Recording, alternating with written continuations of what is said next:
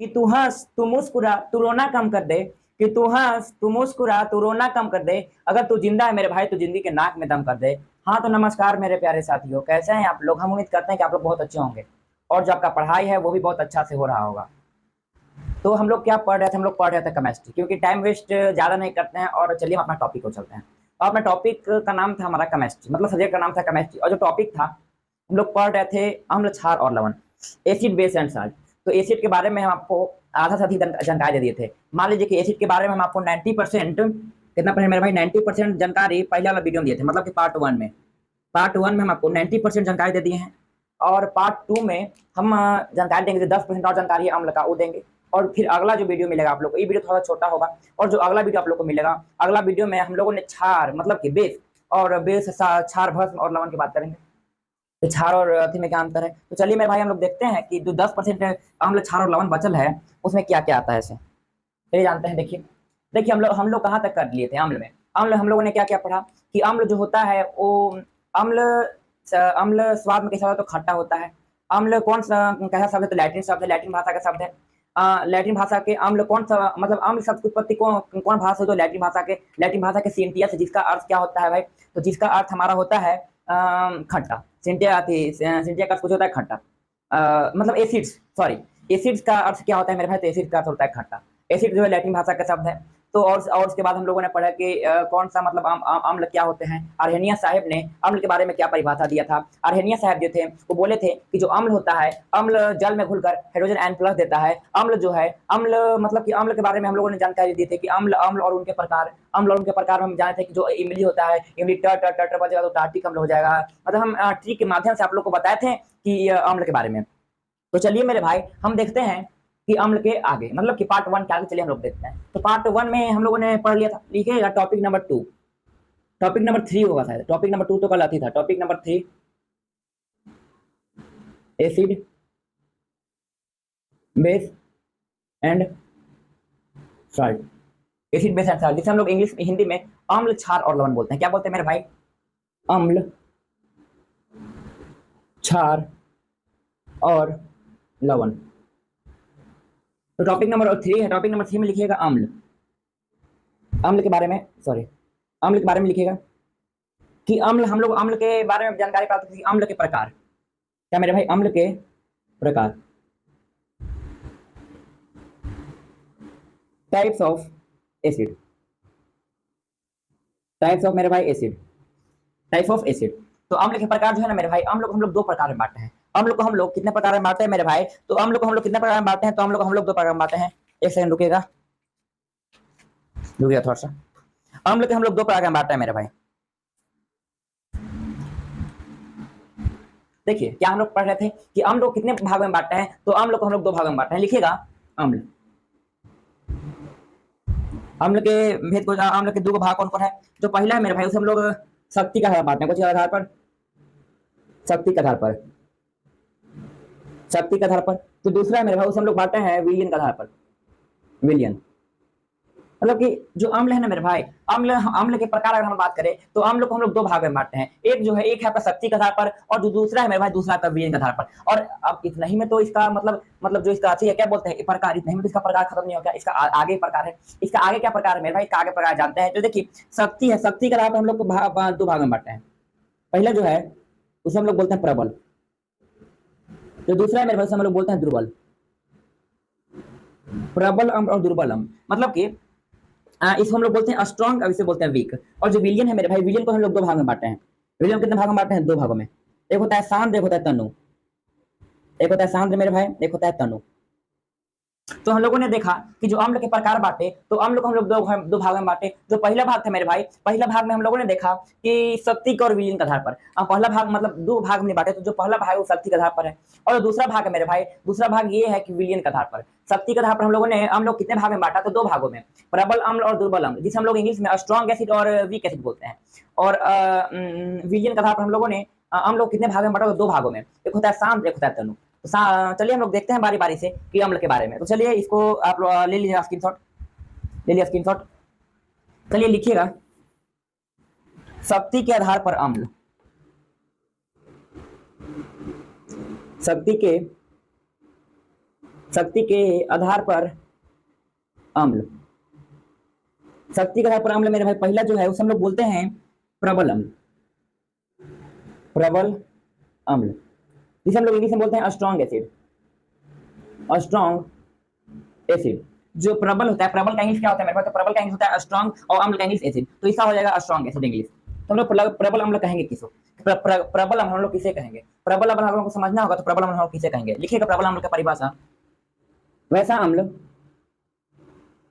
वैसा अम्ल जो जो जल में घुलकर, जो जल में पूर्णतः घुलकर, जो जल में पूर्णतः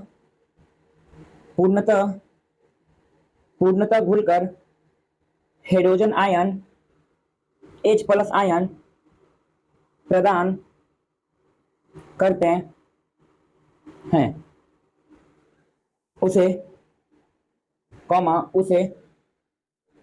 प्रबल अम्ल कहते हैं, प्रबल अम्ल कहते हैं।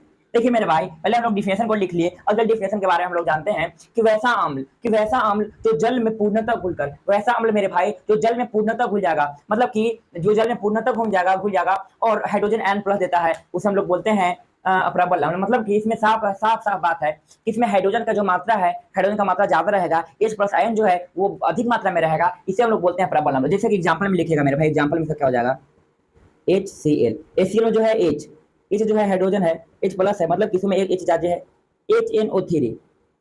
HNO3 है मेरे भाई, तो H जो है इसमें भी H है, H2SO4 इसमें भी H है मेरे भाई। तो जो जितना भी इसमें H है तो समझिए कि प्रबल अम्ल है, जितना भी जिसमें हाइड्रोजन है वो समझिए कि प्रबल अम्ल है, मतलब कि H+ आयन देता है, घुलने के बाद पूर्णतः घुल जाएगा पानी में और H+ आयन देगा, उसे हम लोग बोलते हैं प्रबल अम्ल। अब जो दूसरा है मेरे भाई, उसे लिखिएगा दुर्बल अम्ल, दिख रहा है आप लोग को, हाँ, उसका नाम है दुर्बल अम्ल, दुर्बल अम्ल, इसे हम लोग बोलते हैं वीक एसिड। वीक मतलब होता है दुर्बल या कमजोर, और एसिड मतलब अम्ल, मतलब कमजोर अम्ल या दुर्बल अम्ल। तो जस्ट इसका अपोजिट है वैसा अम्ल, वैसा अम्ल जो जल में घुलकर,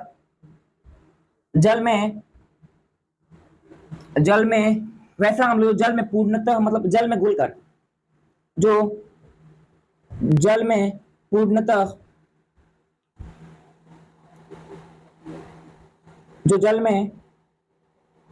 पूर्णतः नहीं घुलती है, उसे दुर्बल अम्ल कहते हैं। वैसा अम्ल मेरे भाई तो जल में पूर्णतः नहीं घुलेगी, उसे हम लोग क्या बोलेंगे, उसे हम लोग बोलते हैं दुर्बल अम्ल। जो ऐसा अम्ल जो जल में पूर्णतः नहीं घुलती है उसे हम लोग बोलते हैं दुर्बल अम्ल। दुर्बल अम्ल का परिभाषा हो जाएगा कि मान लीजिए कि वो बीकर लीजिए, बीकर, अब बीकर में अम्ल को डाल दिया, अम्ल को डालने के बाद इसको मैं पूर्णतः नहीं घुल पाएगा, इसको मैं अगर अम्ल को डालते हैं तो ये में पूर्णतः नहीं घुलेगा, और इसको मैं एक और लिखिएगा नोट में कि इसमें कार्बन की मात्रा रहता है, कार्बन रुकेगा, इसका एग्जाम्पल पे लिखिएगा, बाद को लिखिएगा, एग्जाम्पल में CH3COOH। मेरे हम क्या बोले भाई कि वैसा अम्ल जो जल में पूर्णतः नहीं घुलते हैं उसे हम लोग बोलते हैं वीक एसिड, मतलब कि दुर्बल अम्ल। दूसरा है H2CO3 ETC। देखिए मैं हम समझाते हैं दुर्बल अम्ल किसे कहते हैं। वैसा अम्ल जो जल में पूर्णतः नहीं घुलती है उसे हम लोग बोलते हैं दुर्बल अम्ल। वैसा अम्ल मेरे भाई जो जल में पूर्णतः नहीं घुलेगी उसे हम लोग बोलेंगे दुर्बल अम्ल। तो दुर्बल अम्ल होता है कार्बन अम्ल को दुर्बल बनाता है, याद रखिएगा मेरे भाई, नोट में लिखिएगा, नोट में नीचे लिखिएगा नोट में कि जो कार्बन है ना, कार्बन अम्ल को दुर्बल बनाता है। क्या बनाता है मेरे भाई, तो कार्बन अम्ल को दुर्बल बनाता है। कार्बन अम्ल को क्या बनाता है मेरे भाई, तो कार्बन अम्ल को दुर्बल बनाता है। तो इसलिए मतलब कि देखिए इसको मैं कब कह बोले कि कार्बन अम्ल को दुर्बल कैसे बनाता है, तो देखिए जो कि CH3 है ना, सी मेरे भाई कार्बन, H2CO3 है ना भाई कार्बन, मतलब कि जितना भी दुर्बल अम्ल के हम लोग एग्जाम्पल की बात कर ले सब में कार्बन रहेगा और ही रहेगा, मतलब कि फिक्स है कि कार्बन रहेगा तो रहेगा। तो आपको अम्ल के प्रकार में हम लोग क्या क्या पढ़े, अम्ल का प्रकार हम लोग दो भाग में बांटे। एक का नाम, वो शक्ति का आधार पर, एक विलीन का आधार पर। शक्ति के आधार पर जो अम्ल थे वो दो प्रकार के थे, एक होता है प्रबल अम्ल, एक होता है दुर्बल अम्ल। तो दूसरा हम लोग बात किए, तो दूसरा हम लोग क्या बोलते हैं उसको, विलीन के आधार पर, उसका होता है सांद्र, एक होता है तनु। तो चलिए सांद्र और तनु को पढ़ते हैं कि सांद्र और तनु को समझते हैं कि सांद्र और तनु किसे कहते हैं। इसको स्क्रीनशॉट ले लीजिए आप लोग।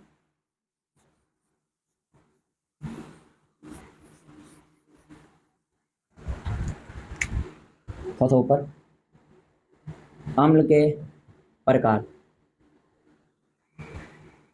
मात्रा, मात्रा या विलयन के आधार पर अम्ल का प्रकार। मात्रा या विलयन, मात्रा या विलयन के आधार पर अम्ल का कितने प्रकार होते हैं हमारे। तो मात्रा जो है मात्रा के आधार पर, मात्रा के आधार पर आपका हो जाएगा 3 प्रकार के, सॉरी 2 प्रकार के। मात्रा के आधार पर छोड़िए 2 प्रकार के। जो पहला मेरे भाई उसे हम लोग बोलते हैं सांद्र, सांद्र अम्ल। क्या बोलते हैं मेरे भाई, सांद्र अम्ल। तो सांद्र अम्ल होगा हम लोग किसे बोलेंगे मेरे भाई, अगर हम लोग सांद्र अम्ल की बात कर ले तो सांद्र अम्ल हम लोग किसे बोलेंगे, रुकिएगा थोड़ा सा। सांद्र अम्ल हम लोग किसे बोलेंगे, तो सांद्र अम्ल हम लोग किसे बोलेंगे, जिसमें अम्ल की मात्रा ज्यादा हो। मतलब सिंपल भाषा में वैसा मतलब कुछ भी लीजिए आप, बीकर ले लीजिए, चाहे कुछ लीजिए, गिलास ले लीजिए, और मान लीजिए उसको में 2 केजी क्या है, अगर 2 केजी उसमें पानी है तो 5 किलो कम से कम, मान लीजिए कि अगर 2 केजी, देखिए अगर 2 केजी आती है, 2 केजी वाटर है, ठीक, 2 केजी वाटर है ना मेरे भाई, इसमें 5 केजी रहना चाहिए क्या, 5 केजी रहना चाहिए अम्ल, क्या रहना चाहिए, अम्ल, एसिड। अगर 10 केजी मान लीजिए पानी है तो 11 केजी इसमें अम्ल रहना चाहिए, 11 केजी। मतलब कि पानी से ज्यादा या किसी विलियन से ज्यादा उसमें अम्ल की मात्रा हो जाए, उसे हम लोग क्या बोलते हैं मेरे भाई, उसे हम लोग बोलते हैं सांद्र अम्ल। सांद्र अम्ल का मतलब ही होता है कि अम्ल ज्यादा, अम्ल ज्यादा, अम्ल ज्यादा, अम्ल ज्यादा। एक ही बात आप लोग समझिएगा, इसमें अम्ल ज्यादा हो उसे हम लोग बोलते हैं सांद्र अम्ल। इसका जो परिभाषा है वो लिखिएगा आप लोग, लिखिएगा, जब अम्ल की मात्रा ज्यादा हो उसे सांद्र अम्ल कहते हैं, सांद्र अम्ल कहते हैं। जैसे कि एक आप बीकर ले लीजिए, ठीक, सॉरी, एक आप बीकर ले लीजिए, एक बीकर ले लिया। बीकर में मान लीजिए कि एक में डाल दिए पानी और अम्ल, इनमें है 5 केजी आपका, सॉरी 5 लीटर आपका, 5 लीटर आपका वाटर, ठीक, 5 लीटर क्या है मेरे भाई, तो 5 लीटर आपका वाटर। अगर हम इधर बात कर ले, इधर इसमें 8 लीटर है, 8 लीटर, 8 लीटर एसिड, 8 लीटर क्या है मेरे भाई, तो 8 लीटर आपका एसिड। अगर 5 लीटर भाई वाटर है, 8 लीटर एसिड है, तो इसमें सबसे ज्यादा मात्रा किसका है, तो सबसे ज्यादा मात्रा का एसिड का, सबसे ज्यादा मात्रा किसका, तो एसिड का, इसे हम लोग बोलेंगे सांद्र अम्ल। अब जो दूसरा है मेरे भाई उसे हम लोग बोलते हैं तनु। दिख रहा है आप लोग को, हाँ, इसको थोड़ा सा ऊपर बना देते हैं, इसको इधर बनाते हैं, इधर मान लीजिए कि कोई बीकर है, इधर इधर ऐसे, ये हो गया आपका बीकर, पानी हो गया, पानी, पानी हो गया, 5 लीटर हो जाएगा आपका पानी, 5 लीटर वाटर, 8 लीटर, 8 लीटर हो जाएगा आपका एसिड। मतलब जिसमें एसिड ज्यादा है उसे हम लोग बोलेंगे सांद्र। और हम लोग तनु की बात कर ले मेरे भाई, तनु की, तनु हम लोग किसे बोलेंगे, तनु अम्ल। तो तनु अम्ल हम लोग देखते हैं, तनु अम्ल किसे बोलेंगे, लिखिएगा तनु अम्ल, तनु अम्ल। जब अम्ल की मात्रा कम हो, जब अम्ल की मात्रा कम हो तो उसे तनु अम्ल कहते हैं, तनु अम्ल कहते हैं।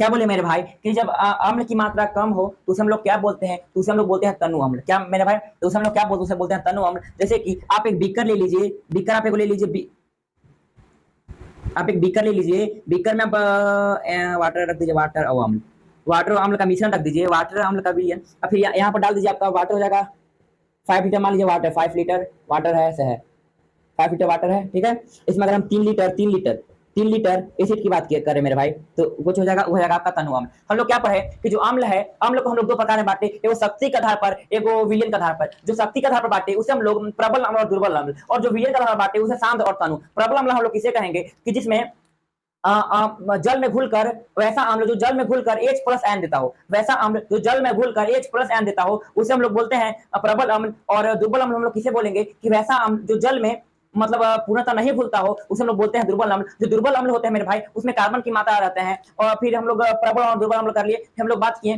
कि विलयन के आधार पर और मात्रा के आधार पर अम्ल के कितने प्रकार होते हैं। तो विलयन के आधार पर या मात्रा के आधार पर अम्ल का 2 प्रकार होते हैं। जो पहले प्रकार है मेरे भाई, जो पहला प्रकार है उसे हम लोग बोलते हैं तनु अम्ल, और जो दूसरा सांद्र अम्ल। और जो दूसरा प्रकार से बोलते हैं तनु अम्ल। सांद्र हम लोग किसे बोलेंगे, जिसमें अम्ल की मात्रा ज्यादा हो उसे हम लोग बोलते हैं सांद्र अम्ल, और जो अम्ल की मात्रा कम हो उसे हम लोग बोलते हैं तनु अम्ल। मान लीजिए कि बीकर ले लीजिए, बीकर में आप अगर हम लोग शांत अम्ल की बात कर ले तो बीकर में अगर 5 लीटर पानी है और 8 लीटर मतलब एसिड है तो एसिड का मात्रा ज्यादा है तो हम लोग बोलेंगे शांत अम्ल। और अगर हम लोग तनु अम्ल की बात कर ले तो अगर 5 लीटर एक बीकर है, बीकर में अगर 5 लीटर पानी है और उससे कम 3 लीटर 4 लीटर 2 लीटर अगर एसिड है मतलब कि अम्ल है तो हम लोग बोलेंगे तनु अम्ल। तो हमको उम्मीद है मेरे भाई कि आप लोग को अम्ल का वीडियो जो है वो आप लोग को पूरा समझ में आ गया होगा। जो अम्ल का वीडियो है मेरे भाई आप लोग को पूरा समझ में आ गया होगा। तो अम्ल में हम लोगों ने पूरा आप लोग को बताया और जो अगला क्लास उसमें हम लोग पढ़ेंगे भस्म के बारे में, बेस के बारे में, थोड़ा साल्ट के बारे में। तो ठीक है फ्रेंड्स, आज के लिए इतना ही। अगर चैनल पर नए हैं तो चैनल को सब्सक्राइब करके बेल नोटिफिकेशन को दबा दीजिए कि ऐसा ऐसा वीडियो आ रहा है तो आप लोग तक पहुंचते रहे। तो ठीक है फ्रेंड्स, मिलते हैं आप लोग को नेक्स्ट वीडियो में।